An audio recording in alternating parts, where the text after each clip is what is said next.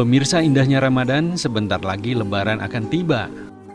Pakaian baru, makanan serba ada, bahkan ada yang sampai membeli mobil baru. Persepsi bahwa Lebaran identik dengan pakaian baru memang telah melekat bertahun-tahun lamanya. Selain untuk merayakan kemenangan dalam mengendalikan hawa nafsu selama Ramadan, momen Idul Fitri juga kerap diidentikan dengan saat di mana ajang pembuktian prestasi atau kesuksesan. Maka tak heran beberapa pihak yang merasa telah memetik keberhasilan itu menggelar pembagian zakat yang dipublikasikan di banyak media. Banyak juga warga yang memborong segala macam pernak-pernik untuk Lebaran. Terlebih lagi, setiap pusat perbelanjaan selalu menawarkan potongan harga. Bahkan, diskon tersebut makin mendekati hari Idul Fitri, makin besar angka potongannya. Para pembeli pakaian baru tentu saja bersemangat memburu harga-harga diskon tersebut. Kadang tidak lagi memikirkan apakah sejumlah pakaian yang dibeli tersebut benar-benar diperlukan atau tidak. Toko perhiasan dan dealer kendaraan juga tak sepi dari buruan pembeli. Jelang Lebaran ini, para pembeli juga menginginkan di momen Idul Fitri tersebut tampil wah dengan kendaraan teranyar. Namun, apakah model seperti itu yang diajarkan oleh Islam? Apakah Idul Fitri jadi ajang pemborosan dan pamer kemewahan?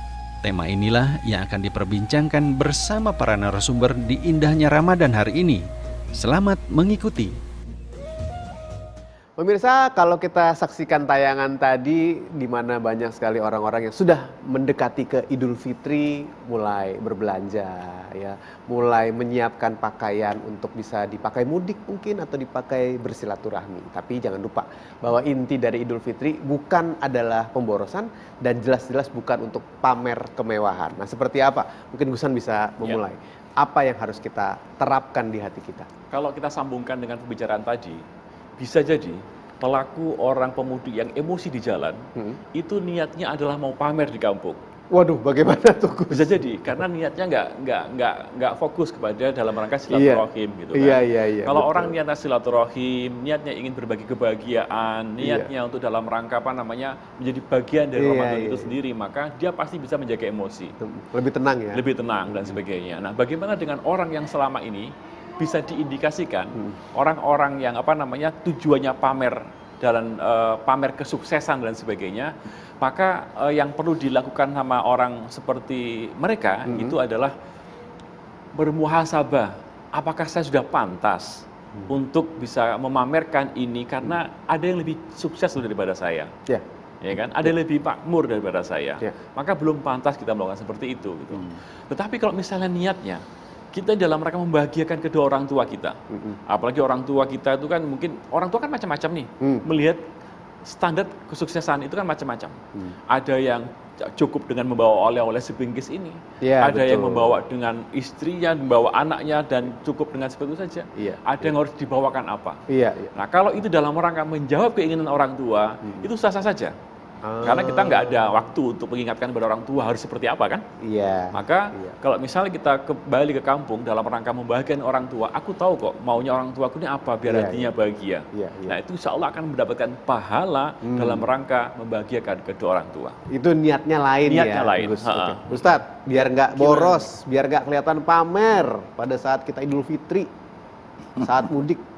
Jadi kalau kita mau flexing, kita mamerin ke orang, sehingga supaya kita dianggap kaya, kita membeli yang branded hanya untuk nyenengin orang, itu kan kita ini hidup untuk orang apa untuk diri kita sebenarnya? Iya. Untuk dianggap sukses, Ustadz, biasanya kan begitu, dianggap wah sudah bekerja di luar kampung halaman, berhasil di sana, jabatan tinggi, gaji gede, pulang-pulang mobil baru, motor baru, baju baru. Oke, berarti apa kurang kenceng, bisik-bisik. Istri baru. Kurang kenceng.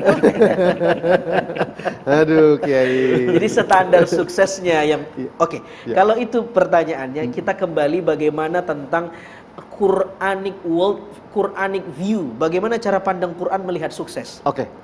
Wal asr innal insana lafi khusr illa alladzina amanu wa amilus solihat wa tawassaw bil haqq wa tawassaw bis sabr. Ayat ini cuma 3 ayat ya, 14 kata, 68 huruf. Singkat banget nih ayat. Ayat ini salah satu tema utamanya berbicara siapa orang yang sukses, siapa orang yang rugi. Orang yang rugi menurut Al-Quran bukan orang yang gak punya materi. Tuhan bilang semua manusia berpotensi rugi. Al-insan, innal insan. Huruf alif lam di sana maknanya al-jinsiyah lil istighraqiyah, kata anak pesantren, menunjukkan semua manusia tanpa terkecuali berpotensi rugi. Illa, kecuali Tuhan kasih disclaimer, kecuali al-aman, orang yang telah meraih iman, punya kekayaan spiritualitas. Lalu kemudian wa amilus salihat, dia beramal yang saleh, beramal yang baik. Al-Quran tidak bilang amilul kathirat, amal yang banyak, tapi amal yang baik. Karena yang banyak belum tentu baik. Ya.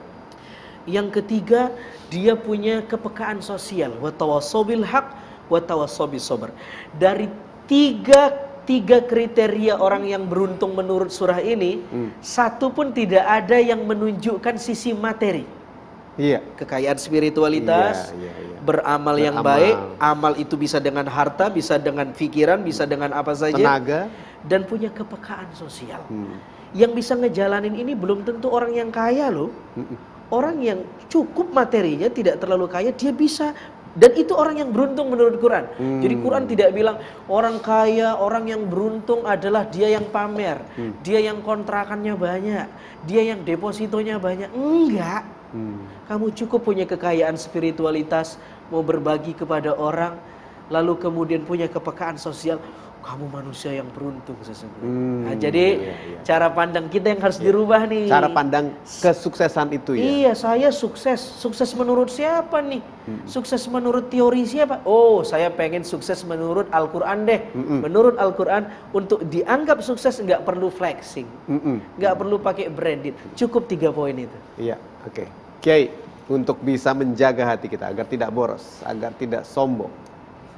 Semuanya adalah berangkat dari peran Ramadan. Ya. Suksesnya Ramadan akan melahirkan seperti apa yang Allah inginkan kepada kita. Ramadan bukan kita untuk berboros.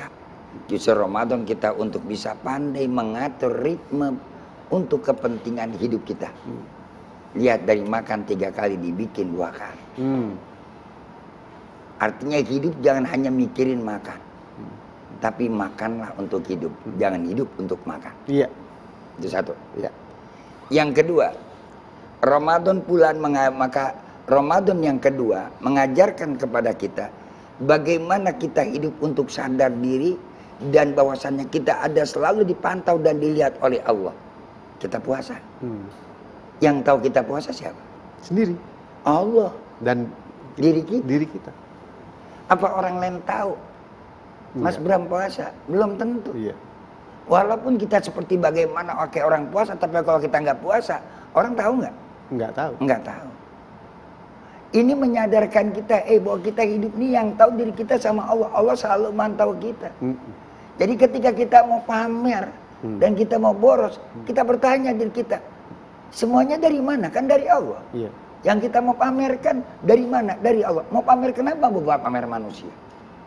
Puasa nggak bisa kita pamerin. Ada orang mau pamerin lapar.